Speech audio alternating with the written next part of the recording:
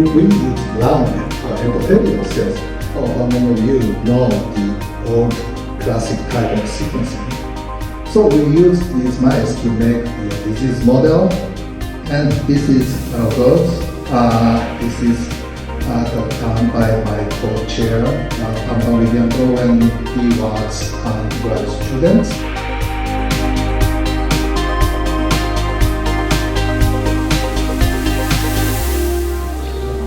I've been working with endothelin since for the last 31 years, really. We found early in the 1989 that endothelin was acting by receptors, not by calcium channel. So the basic principle, basic papers, initial papers. And since then I've been enjoying all the work done here for the last 30 years by young people, like all the young investigators we have here.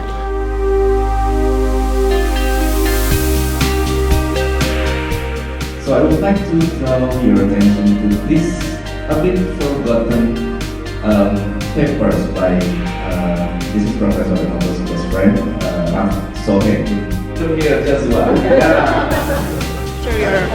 So all the new science has been captivating and interesting. But I think in particular I've really appreciated some of the historical perspectives, like looking back on other meetings of the past and hearing how these meetings have progressed and how the field has changed over the years. Being a young investigator, it's tough to always look back and see where we've been, and it's nice to get those perspectives. Keep doing, keep motivated, keep your integrity, and be persistent. So thank you so much for your attention.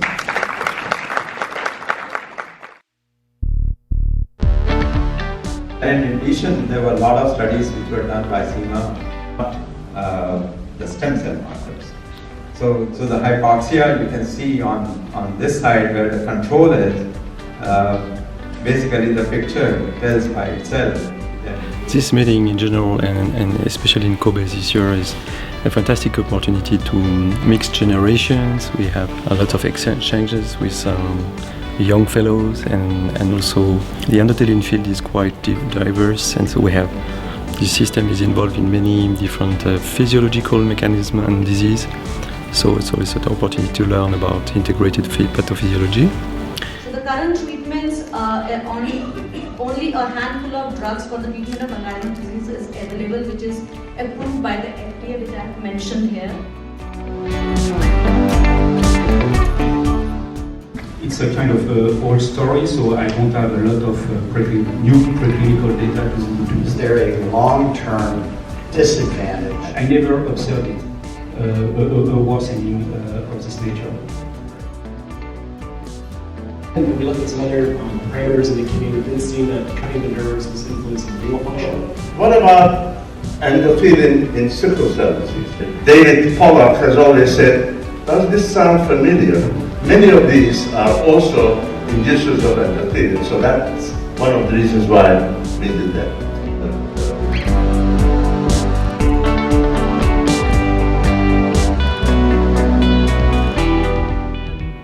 So I think coming to the endothelin meetings is always a really fantastic opportunity to meet people who work in the field, to meet old friends, to bring members of the lab who might be coming for the first time, and so that they get a chance to meet other people who they've only heard of in papers, and they get to meet these really eminent scientists and get to speak to them face to face and realise how friendly all these people are. So I think it's been great, and Kobe has been fantastic. Yeah, actually, it's a good time to share and to learn for the students and also for trainees. So it will open their mind and open my mind also, how to improve the quality of our research. So maybe it's time to do the infinity learning on infinity teaching, yeah, because actually the game is not end.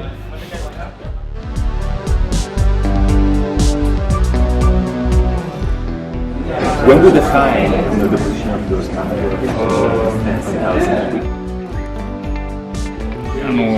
臨床的な側面から研究をしているので、エンドセリンに限らず、PAH の患者さん全体のことをこれからも勉強していきたいと思ってます。その中でエンドセリンの役割っていうのは非常に重要なので、これからもしっかり勉強していきたいと思ってます。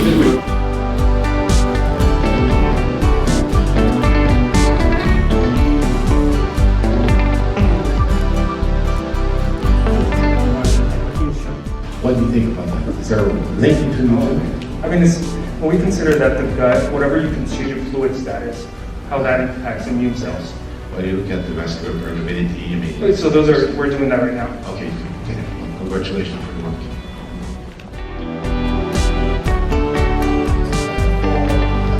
Award ceremony. So we have two kinds of awards. And first, Young Investigator Awards as usual. And despite the very limited budget, we cannot stop this award to encourage young people. So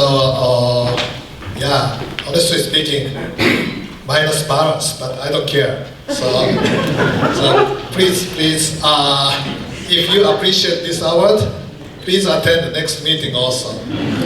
Okay, so we will have 3 medals for this. So we will start from the right side. It will be like a bronze medal. The first will be Dr. Nur Afia from Indonesia. From Indonesia.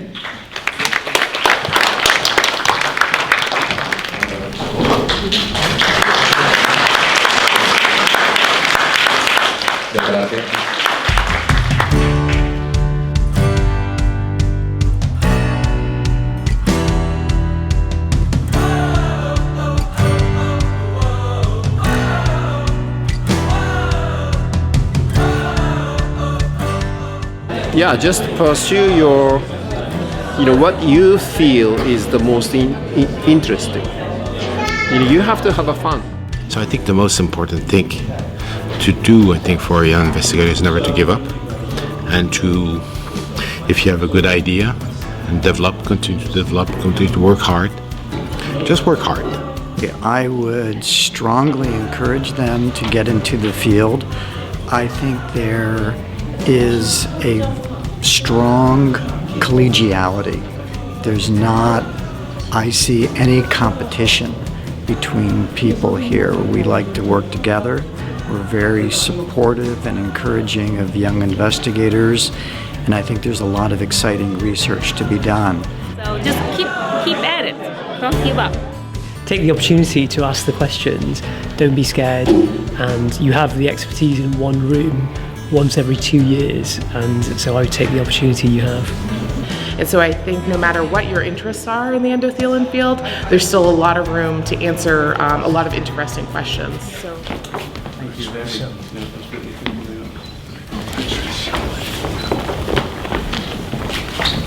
Again, big applause.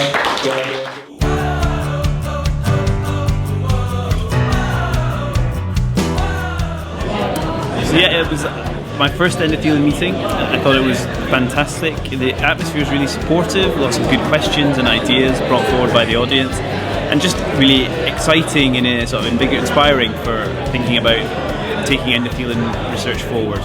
This is my 3rd meeting, so it's nice to see all the people that come back to here every time again and again, and nice to collaborate with everyone. And yes, I think it's a great atmosphere in here, and full of support and great ideas. We select among the top scientists in our field those who have really contributed in a highly significant fashion to advancing the knowledge in the field of endothelin, whether it is basic science, clinically oriented science, or translated type of research. And for this year, we have 2 awardees, both at the same time.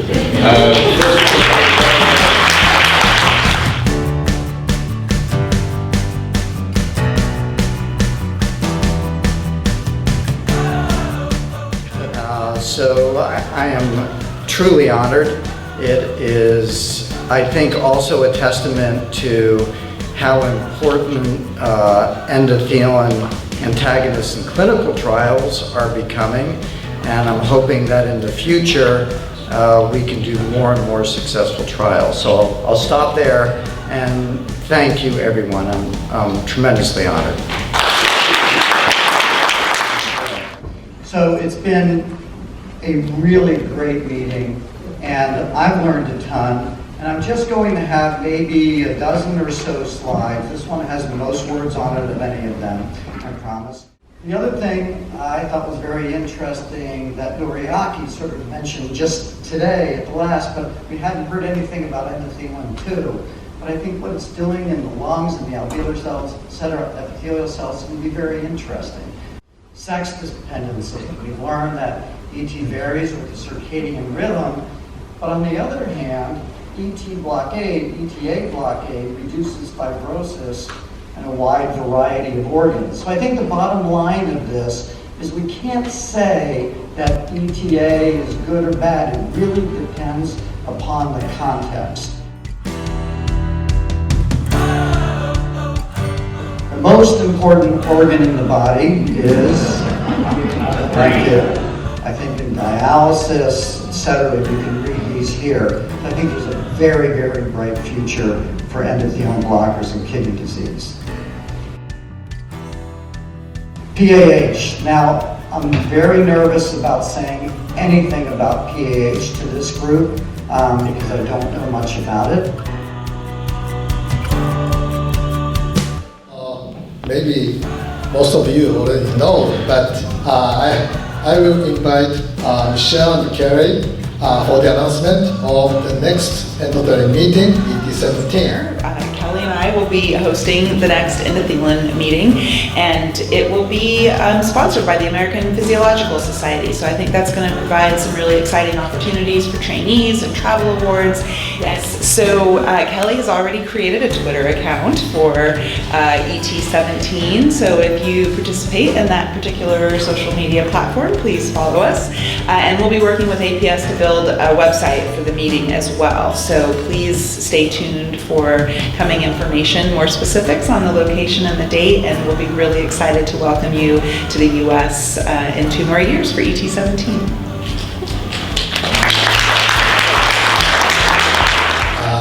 I thank you all for your contribution and help to organize the meeting and active participation. At longest, we will see each other 2 years later somewhere in the east coast of the United States, and sometime anyway, autumn in 2021. So please have a safe trip back to your home, and thank you very much.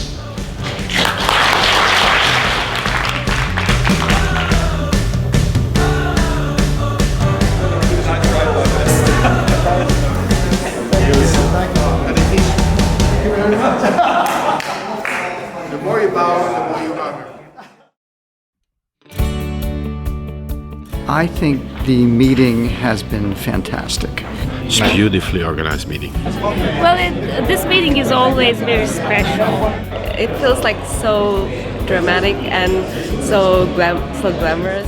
It's been a really nice meeting in Kobe. But this is our first time in Kobe, and we just loved it.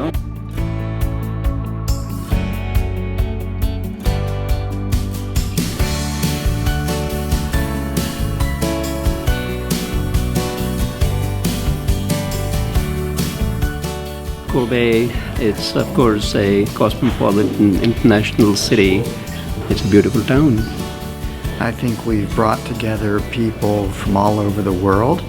We all come from different cultures, different backgrounds, but our commitment to science, to make the lives better for other people, brings us together, and then we build friendships.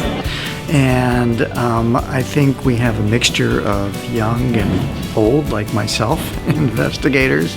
I think one of the best parts of this meeting for me has been getting to meet all the investigators and experts in endothelin that I've been reading papers on for the last years, to actually see them in the flesh and get to interact with them. And we got a lot of great feedback at this meeting.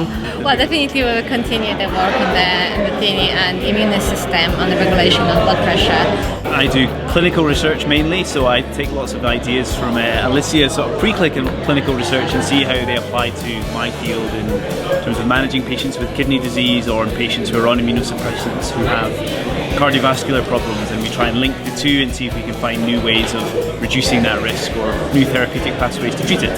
This meeting has been really fruitful as far as directions for our research to go.